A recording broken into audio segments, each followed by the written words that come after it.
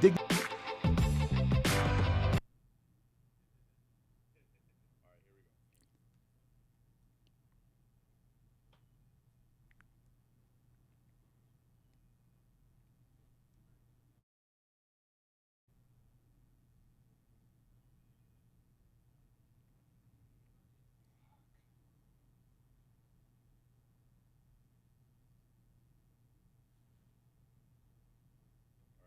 This monitor went out.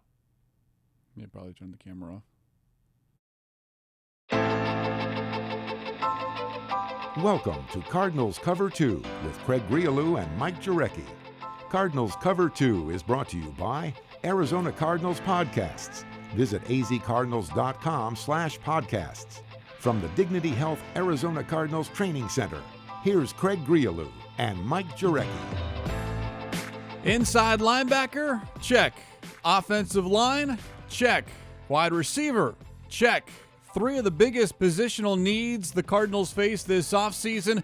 And with the signings here on this Friday of Jordan Hicks, J.R. Sweezy, and Kevin White, the Cardinals have solidified those needs to a point, but certainly they have players now at those positions. The deal's official. Hicks 4 years, Sweezy 2 years, and White 1 year.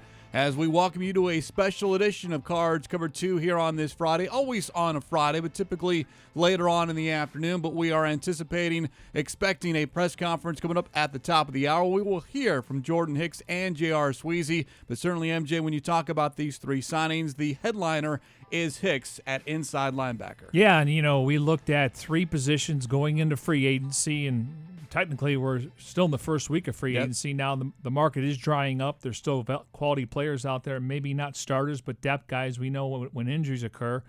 But we ID'd three positions going into free agency. Offensive line, they've added two. They would like to add another one, and then they're going to add a couple in the draft, maybe one or two. And then you got undrafted free agents. They have 14 offensive linemen on the roster right now. 14. Good problem to have. So either somebody's getting cut or they're going to be turning the bottom of the roster over. We mentioned the offensive line. We mentioned wide receiver. Maybe it took a day later. Obviously, there were some names out there. I thought Adam Humphries was the number one guy. He was a high-ticket item. He went to the Titans. The Patriots offered more money. And then Jamison Crowder, who I thought is a perfect slot receiver, he left and he went to the New York Jets, I want to say. So, and then Tavon Austin's out there. Philip Dorsett re-signed with the Patriots. So Kevin White is a guy that has a close relationship with Larry Fitzgerald. They actually shared the same agent until he passed away.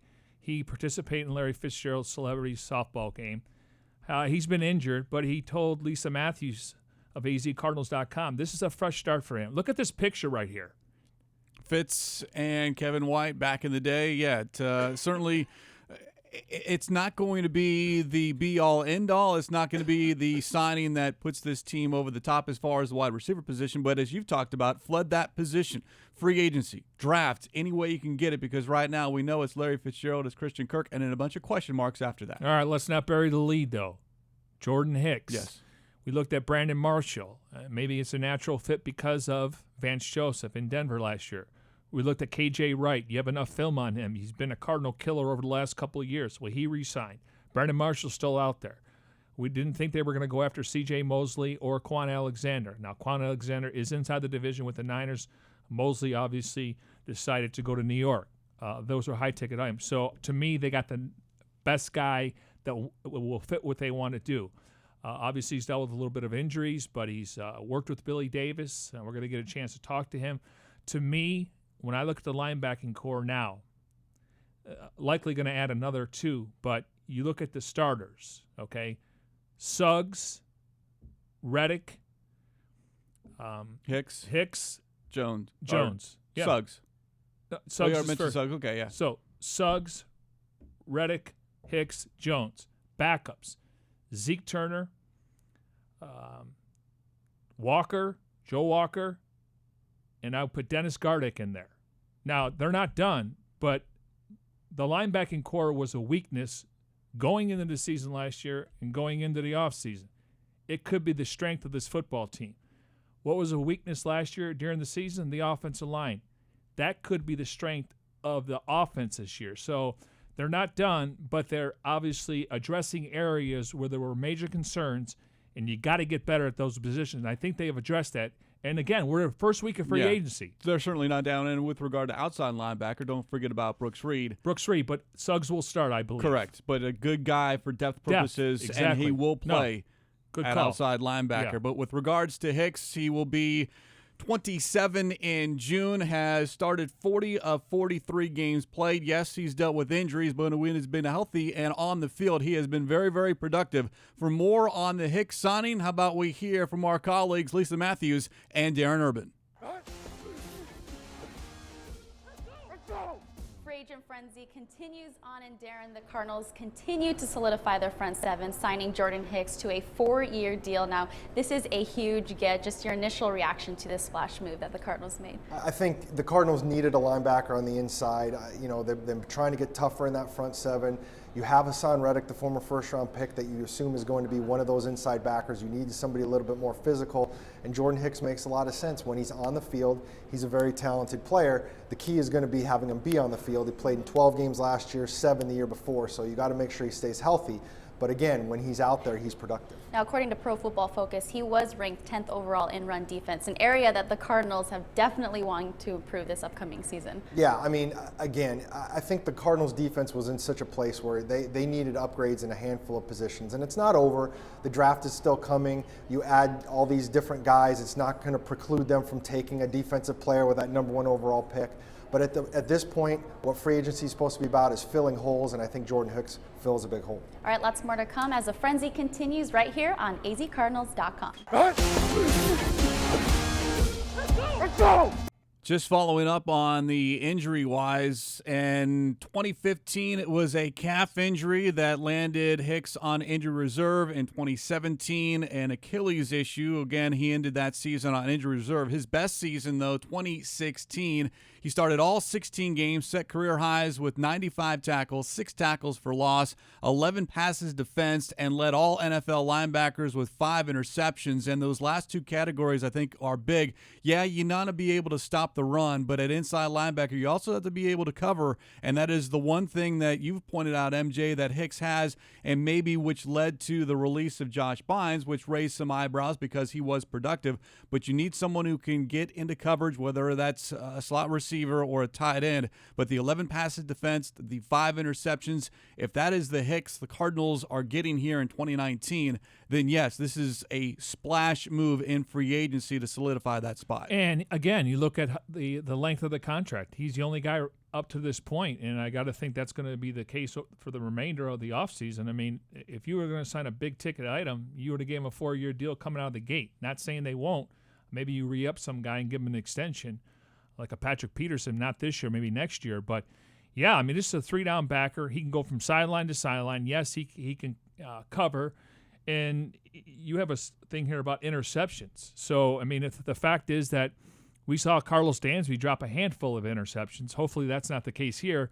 But that tells me he's dropping into coverage, and maybe the quarterback can't see him at times. He's going to be playing over the middle. So if the Cardinals can get pressure from the up the middle where the quarterback has hands in his face or the ball gets batted down and they're getting pressure from the outside, he's going to be licking his chops. And now when it comes to the run game, obviously you got to have some guys up front. I mean, right now you look at the D-line, they only have a couple guys, Corey Peters and Robert Nkemdiche. So they got to address that, and I think that will come through the draft. But the fact is that he can not only do really good against the run, he can drop back into coverage. Now, you don't want him on a wide receiver or a slot guy. You want him on a tight end or a running back coming out of the backfield, and we know that matchup is difficult on the wheelhouse route. And that's why you have a guy like Hassan Reddick who's really good getting into flat and becoming an open field tackler. So, again, it was a weakness, and now it becomes a strength of the defense. And we could talk about the strength of the defense. Could be the secondary just based on names and numbers. Absolutely. Patrick Peterson, Robert Alford. You're looking at Budda Baker and, of course, DJ Swearinger, just those 4 names alone on the back end. And you're looking at this defense, a lot of defensive names so far in free agency. But as far as offensively, the names the Cardinals have added, yes, a wide receiver in Kevin White, and yes, a couple of offensive linemen in Marcus Gilbert that they acquired from the Steelers. And, of course, the addition today of J.R. Sweezy, an offensive lineman who has played guard most of his career. And here is someone now. I like this move for two reasons. One, it fills a position of need, and two, it also hurts a team within your division. Sweezy, a former Seattle Seahawk, as we await to hear from him and Hicks coming up here in a matter of moments. But Sweezy has made 65 starts at right guard, 13 at left guard. He played left guard predominantly last season, but because that was something that the Seahawks needed him to do, and it sounds like, at least with the Cardinals here, you're going to have Sweezy play right guard, which would mean Justin Pugh moves to his more comfortable position at left guard. Yeah, 3 years with the Giants. Pugh played left guard, and then he obviously bailed him out, and he played right tackle when they had some injuries on the offensive line. When I think of J.R. Sweezy, I think of toughness, physicality, and that's what this team was missing. Again, I mean, when you're throwing in their rookies, they're swimming, their heads are spinning. They're just hoping to make sure they hear the snap count and hit someone in front of them. But this guy brings physicality. And, oh, by the way, they were the number one rushing team in football last year, averaging 140 yards. They did it with 3 different running backs. Now, they did have a mobile quarterback and Russell Wilson. Curious to see, with Josh's mobility or what they decided to do in the draft. So this, to me, is an upgrade. And I'm glad that Justin Pugh's going back to his natural position, and now Sweezy. And we talked about this. Usually your guys on the right side are really good run blockers. Now, that doesn't mean Pugh can't pull and get to the second layer like Upati did. But the reason why is because the left outside linebacker maybe isn't as good as getting to the passer. So you can win that matchup with the tight end if you want to go 6-man protection. But teams normally run the ball to the right side.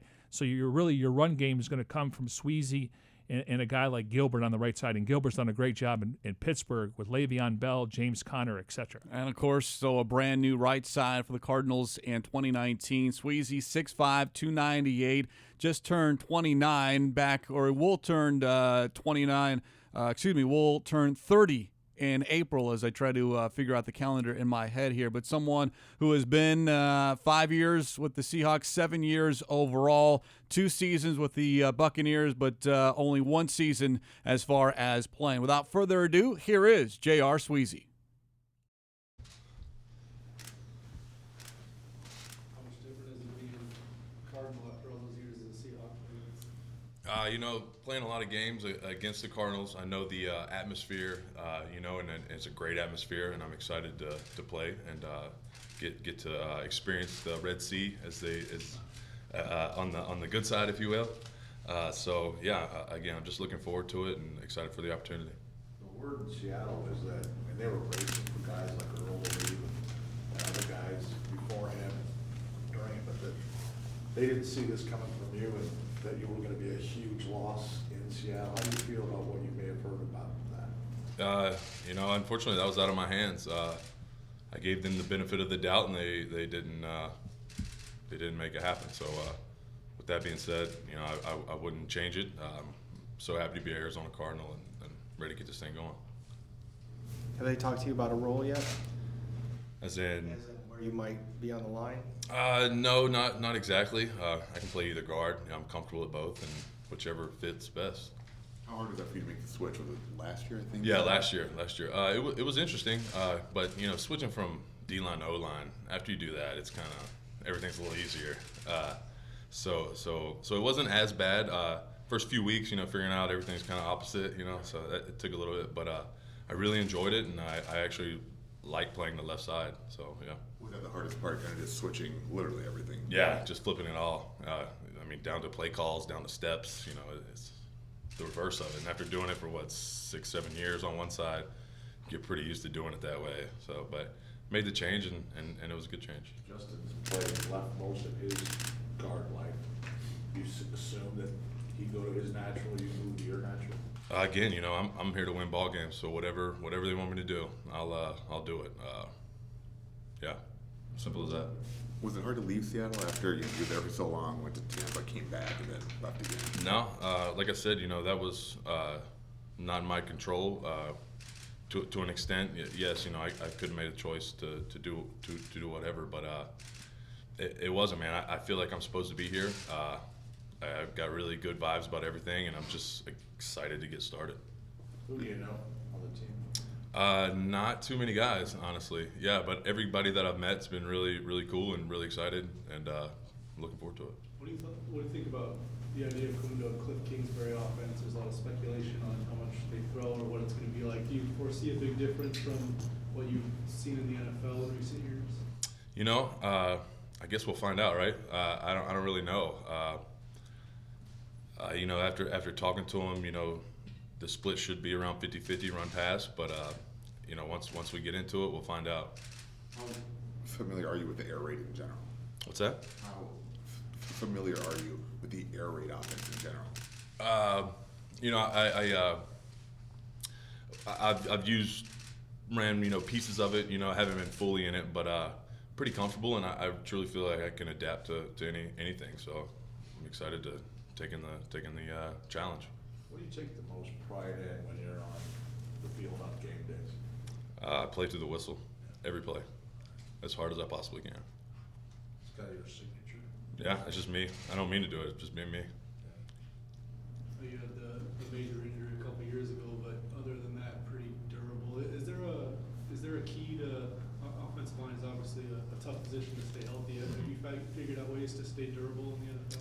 Yeah, I mean, staying on it. There's no off season. You know, you got to stay on it day to day. You know, with the masseuses, the everything. Just really taking care of your body at all times really benefits you. Great. Thank you very much. Cool. Thank you, guys. So there is J.R. Sweezy, the newest Arizona Cardinal, and what we failed to mention as something that needs to be mentioned is where he went to school. North Carolina State, because that is big, because there are two very important people within the Cardinals organization in the front office that went to NC State. One, the general manager, Steve Keim.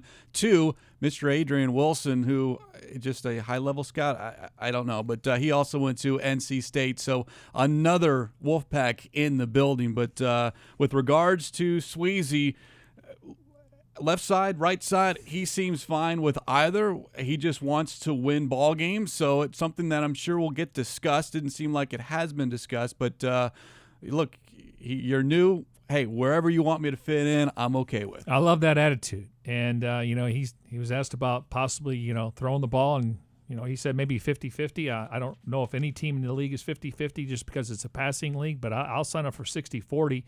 And I want to see David Johnson get 1,500 to 1,800 yards all-purpose this year. I want to see him 15, 18 touchdowns, and he's going to make a big difference. He's a tough guy. I mean, you could tell he's not going to sit there and wow you with cliches. I mean, he's pretty much down to earth, but he knows his job is to bring his hard hat every day and try to destroy the guy in front of you. So they need more of that. He's got a little dog in him. I could see it. The durability question that Kyle Odegaard of azcardinals.com asked, he has started 78 of 88 games played, and certainly someone the Cardinals are going to be counting on here in 2019. Now we await the first time speaking from Jordan Hicks here as we come to you on a special edition of Cards Cover 2 from the Dignity Health Arizona Cardinals Training Center, and of course broadcasting as we always do in our Bose QC35s. Just go to Bose.com. But the Hicks signing, Sweezy signing, and of course Kevin White as well. But like what I heard from J.R. Sweezy, and now curious what will Hicks tell us. All right, so let's go back to the Cardinals transaction since Week 16, and how many starters have they added? Are you ready?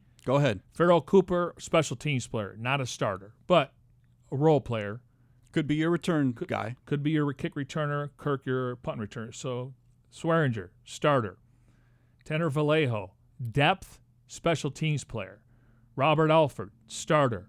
Brooks Reed, rotation guy, will get a chance to play maybe 40 snaps a game. Part-time starter. Charles Clay, starter. Marcus Gilbert, starter. Terrell Suggs, starter. I'm sensing a theme here. Brett Hundley, backup quarterback. Every team must have one. J.R. Sweezy, starter. Kevin White, rotation guy. Counting Larry, they've added 8 starters just since Week 16. And Larry was a free agent, so I'm not, you can build numbers the way you want them. 8 new starters. We still haven't had the draft.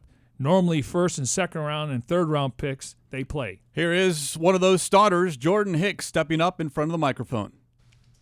Awesome. How do you like Arizona so far? Man, first time here. It's beautiful, beautiful. It seems like a great place for me, for my family. Excited to explore a little bit more. The Cardinals on your radar, and a little bit of surprise being here? How did it... No, there were a few teams involved, but no, definitely not a surprise. Obviously my relationship with Coach Davis, and just the fact that this team is exciting right now.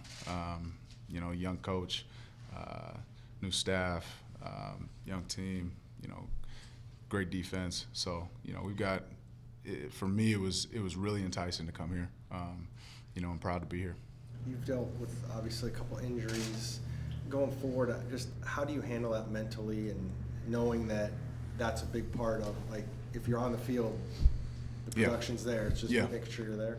Yeah. So, for me, it's always been a premium to be healthy, and I think, especially from what I've seen, this team by itself does everything it can to prolong careers, to keep guys healthy.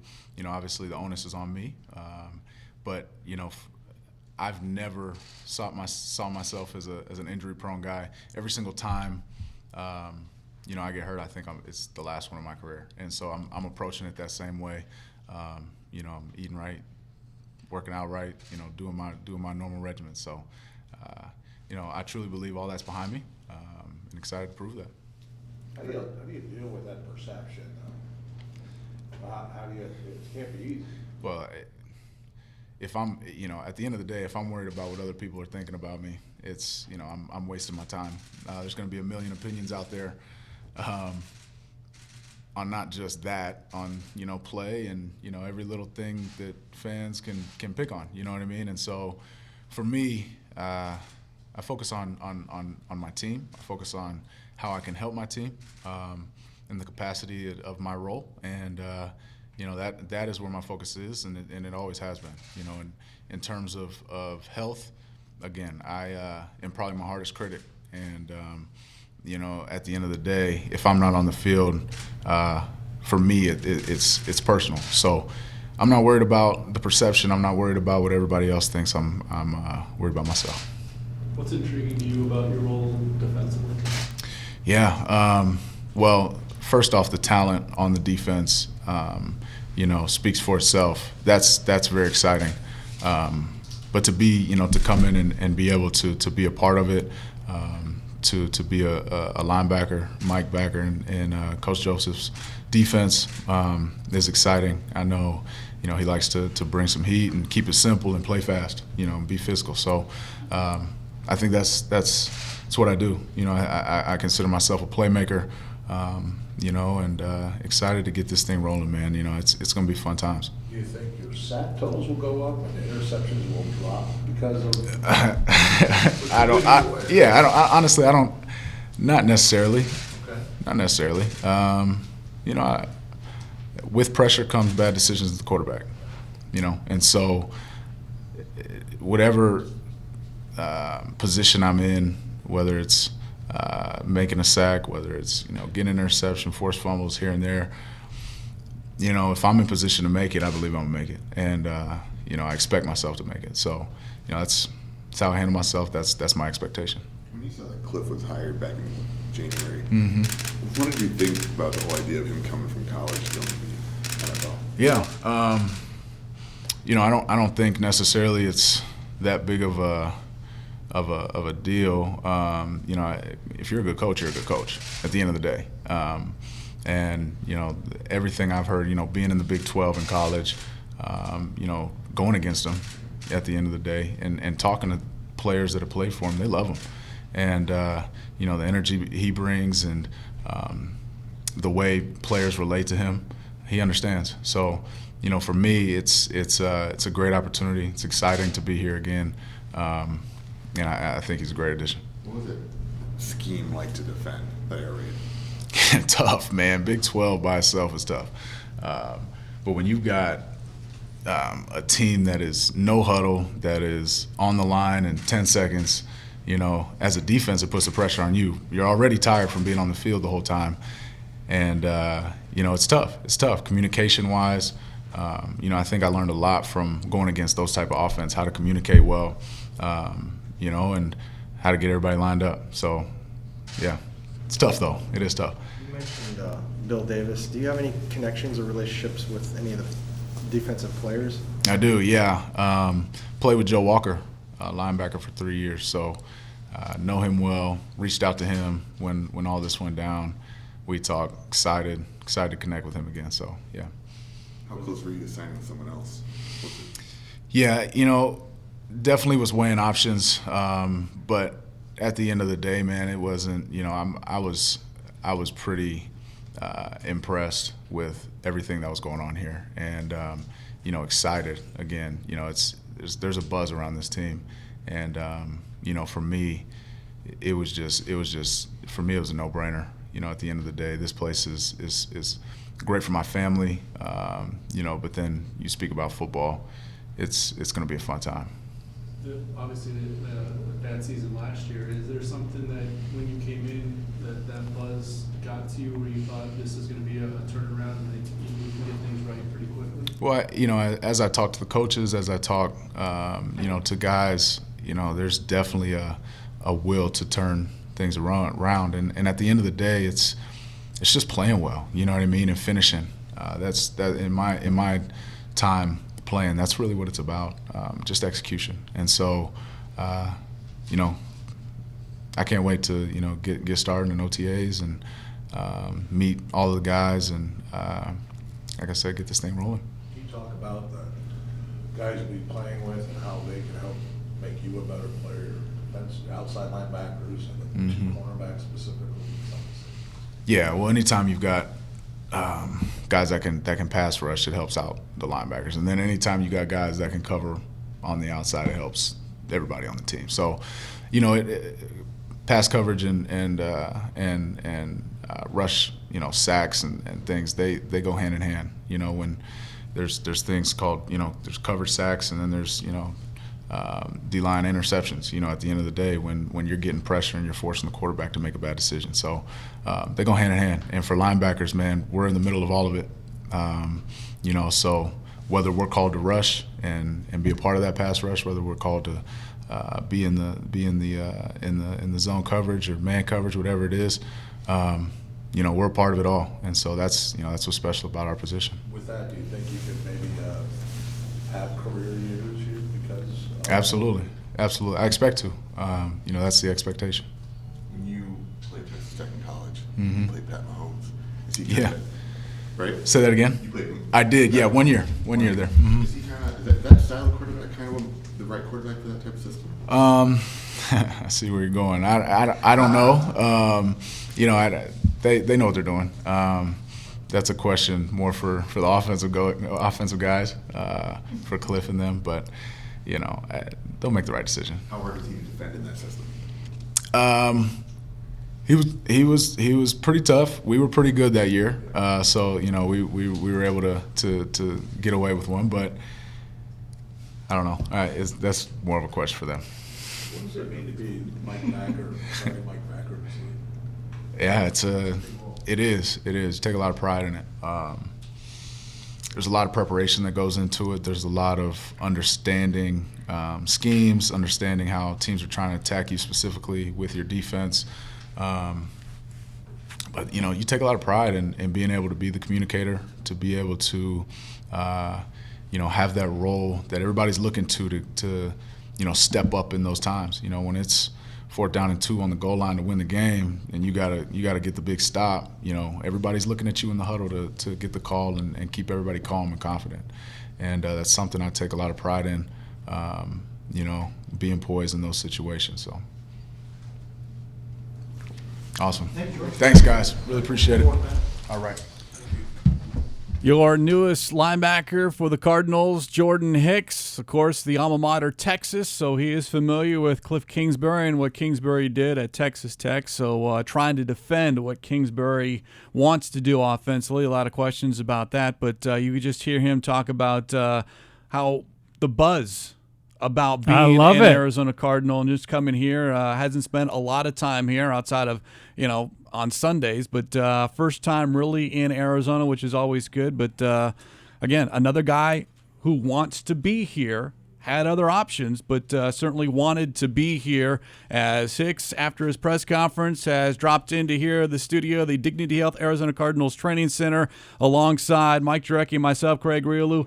He is on board now on a special edition of Cards Cover 2. Jordan, first off, welcome. Congratulations. How's it feel to be an Arizona Cardinal? Well, thank you. Man, it's awesome. This is a great town, and we're excited, man. This is, like I said, you just said it. The buzz around this place is unbelievable right now, and we're excited to get going. I want to go back to something you said during the press conference because I thought it was great. Quote, "The onus is on me" with regards to the injuries. Yeah. Just a quick follow-up on that.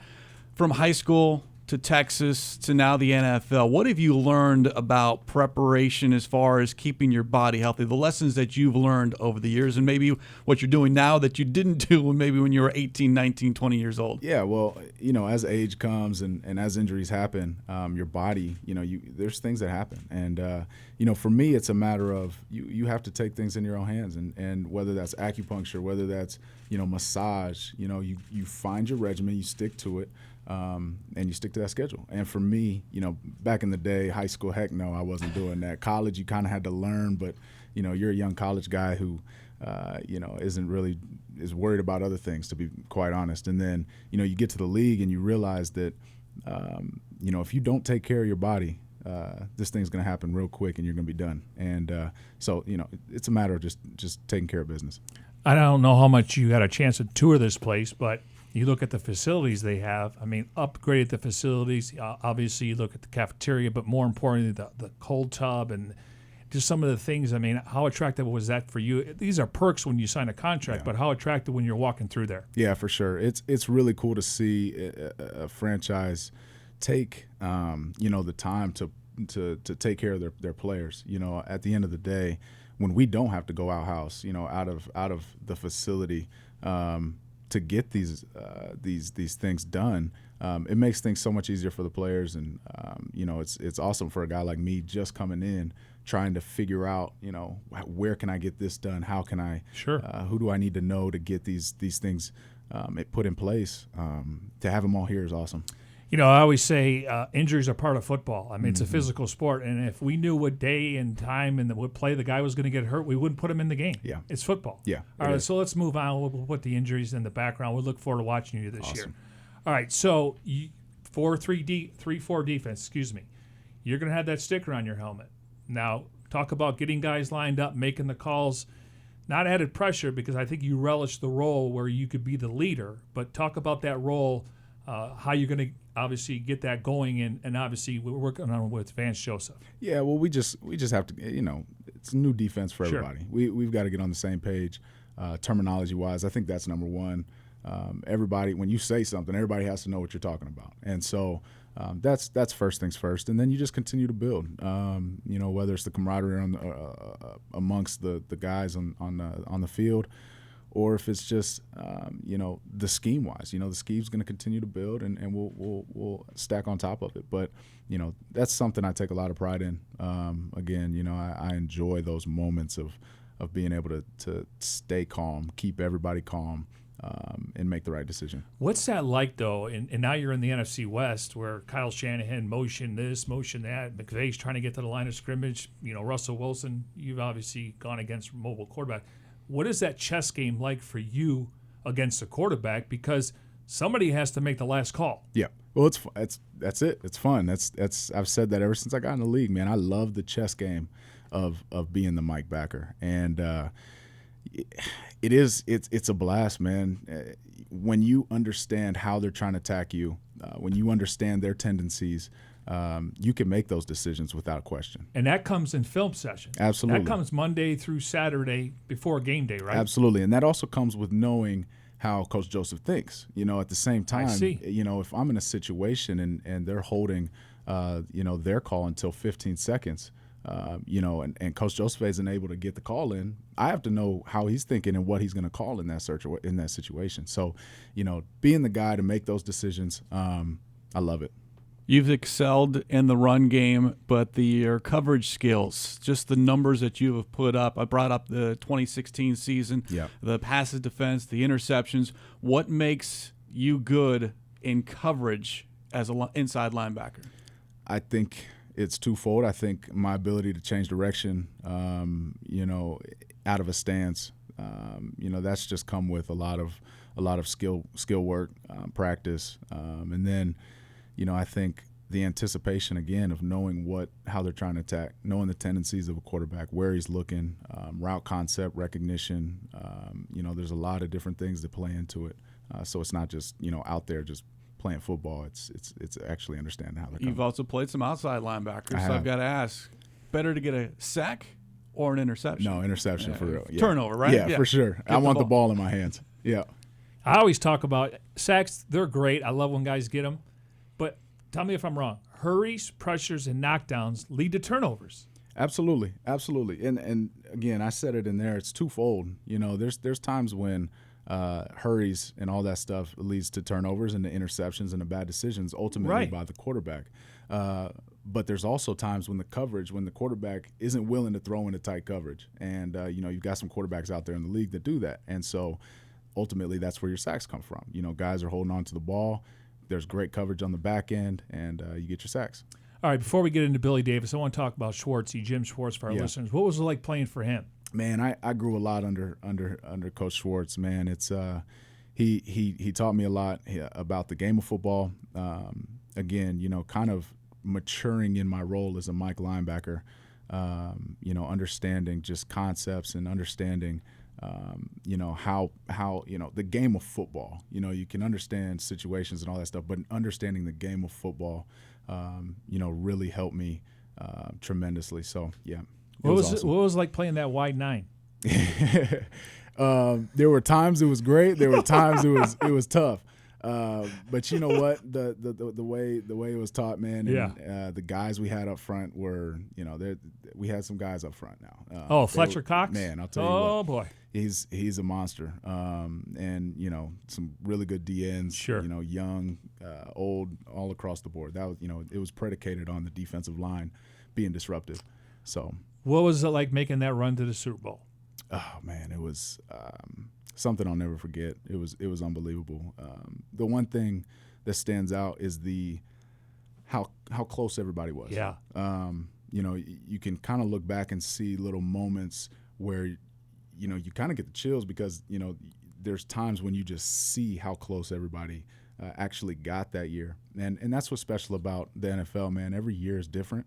And so to have that year with all those guys was very, very special. All right, Billy Davis. We know that he's been a coordinator in Philadelphia, San Francisco, and Arizona, and the Cardinals were lucky to bring him in to work under Vance Joseph. Talk about Billy Davis because he's well respected in this building. I don't think people realize he really cares about the person versus the player. Right. Yeah. Well, me and Coach Davis go back to my rookie year, and we got to know each other. Pretty good, but the ability to come back and play for him as a linebacker coach. He was defense coordinator there, so you get a little bit of interaction. Sure. And you get to kind of see his personality and how he is. But to have him as a linebacker coach is very exciting. I love his temperament, his ability to explain and to connect with the players. Got any stories? No stories, man. I was a young rookie trying to earn my way into this league. My head was down, and I was, I had a lot of really good linebackers around me. So be seen, not heard. As a rookie, that was my mindset. Now on paper, this is the way I project it. Whatever side they line up, maybe they'll flip. Suggs, Jones, Hicks, and Reddick. Yeah, it's really nice. Yeah, and as I was going through this process, man, I you look at the roster and you see the guys you want to play with and you potentially could play with, and that was a part of it.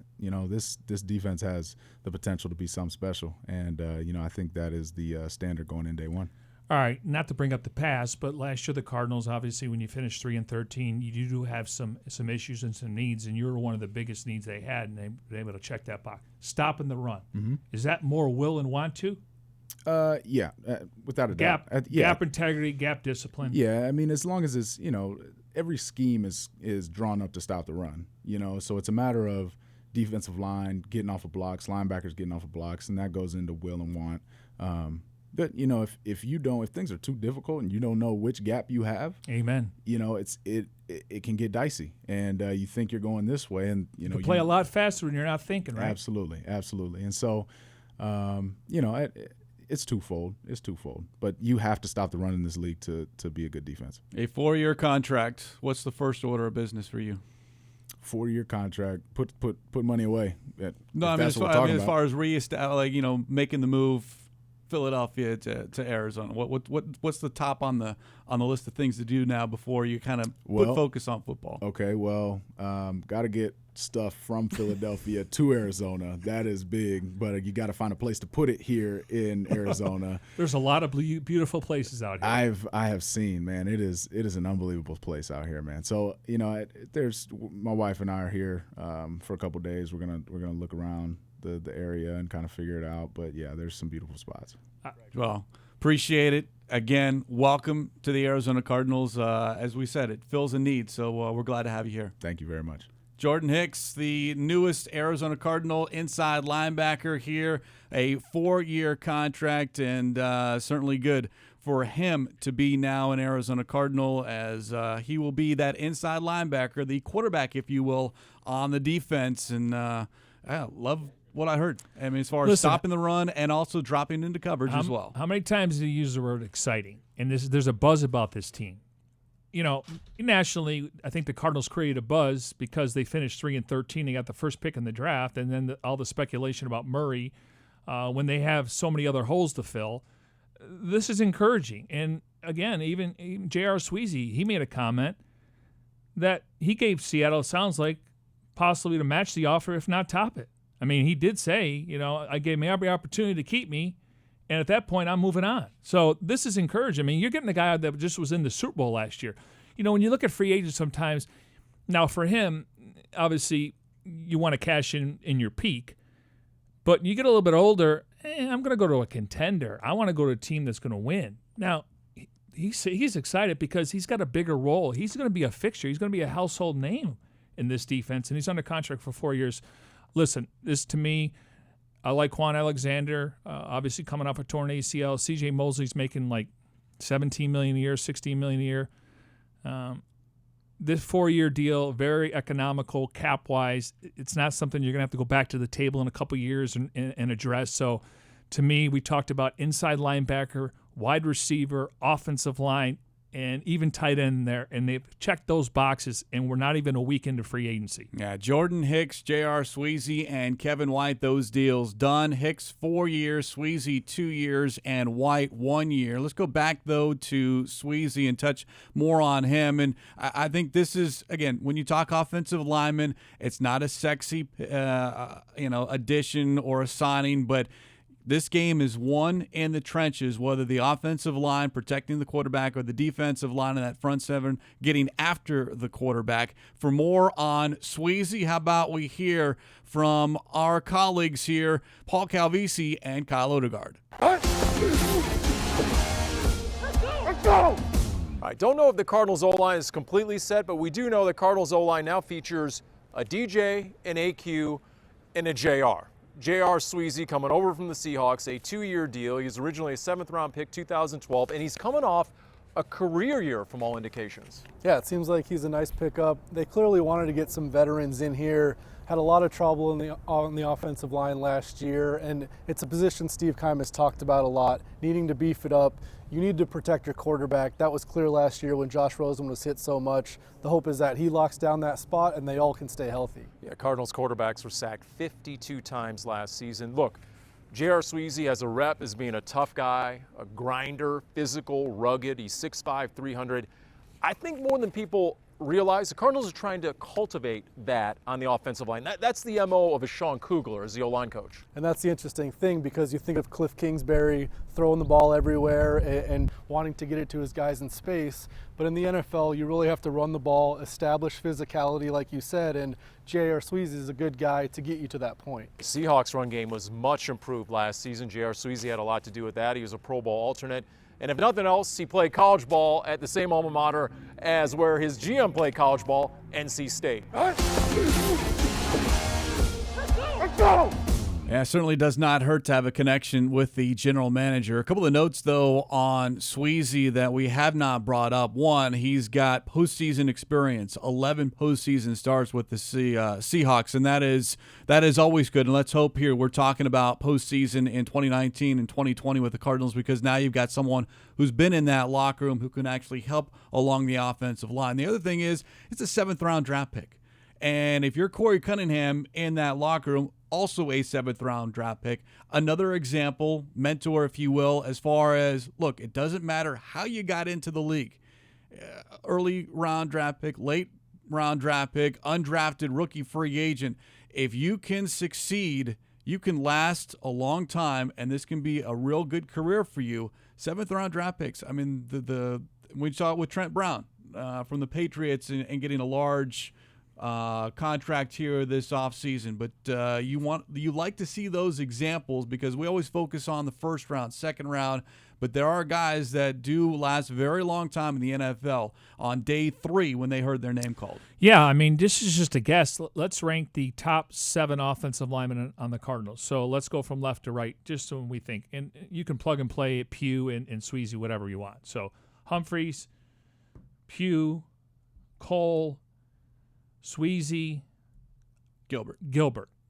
Two top backups right now would be Shipley backing up center, and Cunningham at swing tackle. And Cunningham would be your swing tackle. Now the Cardinals are not done addressing the offensive line in free agency, so I think they're going to add another, and then they could draft 1 or 2, and then we got undrafted free agents, and we talked about they got 14 offensive linemen on the roster, so they could sign 3 veteran offensive linemen at some point, and then address it maybe 1 or 2 in the draft, and then free agency. And again, they got 14 on the roster. I'm glad Kyle mentioned one name. We didn't even mention him at all when we started talking about the offensive line. Sean Kugler. Yes, it all comes back to him. He's evaluating everything. I'm telling you, there are guys on the roster from last year. He said, move on. Okay, so he's evaluating everything. And the fact that he's signing off on these things along with the head coach and the GM, that tells me a lot.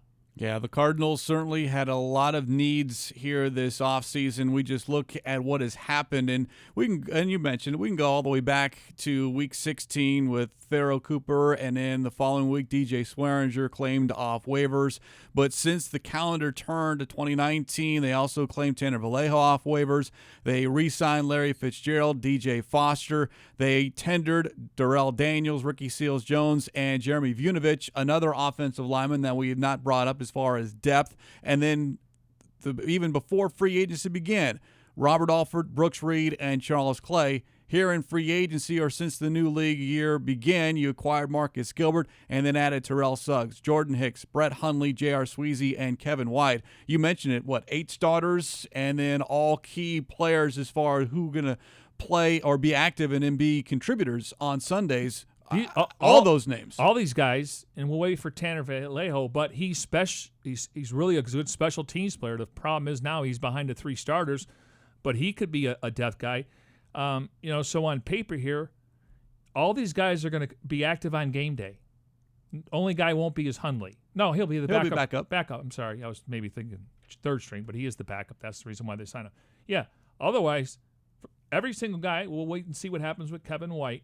But I can make the case right now, all these guys that signed, not so much the tender guys, will be active on game day, and that means you improved your 53-man roster. And as we talked about it, this is week 1 of free agency. The Cardinals are not done yet, and there are several players out on the market that I think, as we talk about second wave, third wave, the money starts to dry up, or teams aren't willing to spend as much, and you can get someone in the fold perhaps on a nice deal, maybe not for a number of years, but one of those like a Trey Boston who waited until training camp, but a 1 year kind of prove it, hey, go out and ball out, and then maybe 2020 is your year. Here's what happens.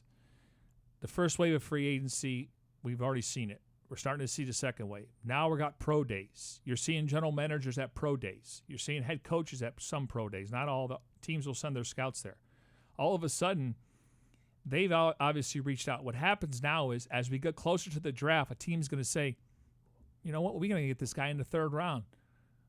You don't want to sign the contract? We're moving on. So guys get desperate. You want to know where you're going to be when off-season workouts start, especially if you're going to a new team where you got to learn a new system, you got to move your family. Kids likely stay in school until June. So I think it's a little bit of pressure like, honestly, I thought Rodney Gunter I would hear his name. I haven't heard his name one time. Haven't heard him linked, reported, not even or a anything. visit. Yeah. Now, usually at this point in time, guys got to go on visits. They want to see you in person. They want to put you on the chalkboard. They want to, get to know the person, even though they've done research. Again, go back to the tape. That's who they are. But they want to make sure you're going to fit in. Do you love football? How smart are you? Can you process information in a split second to make a decision and make a tackle on the field? Guys start getting desperate here. We get closer to the draft, then all of a sudden you're going to start worrying about it. So it'd be interesting to see, but they are not done in free agency. I think they have checked the marks when it comes to needs, and now they're going to sit back and say, all right, let's go out and get another lineman, maybe another receiver, but there's some positions they still can address, and I think they're going to use that for the draft, considering how many draft picks they have. Well, before we wrap up here, this special edition of Cards Cover 2 from the Dignity Health Arizona Cardinals Training Center, I think the one position that needs to be addressed, and I don't think it can wait until the draft unless there's someone out there that, maybe you think you can get later on in the summer, but defensive line, because you brought it up. Under contract, or as far as just right now, it's Corey Peters, and then, okay, who else? I mean, there's guys on the roster, but not guys that you would expect to be out there on Sundays when the ball is kicked off. Robert Kimdichie, remember, he is not going to be healthy week one, and it might be a little bit of a time, October, November, depending on how quickly he's able to recover from his injury. So defensive line right now, I think, has got to be something that is high up, maybe the number one position right now that this team is looking for. All right, and we talk about veterans, but how deep is this defensive line in the draft? It is very deep. Ding, ding. Now, Olsen Pierre, the Cardinals would like to retain him. He was non-tendered, so he can he is free to sign with whomever he wants. That's right. And I haven't seen his – well, he's actually visiting the Giants. Figure, right? Of course. James Betcher. So I don't know where you're known. I don't know what's going to happen there, but they would like to have him back. But, again, he's in that second and third wave, and I think he would really excel in a 3-4. He got 7.5 sacks a couple years ago. Was it 4.5 or 7? I might be more towards 4.5, below 5, I think. Okay. Yeah.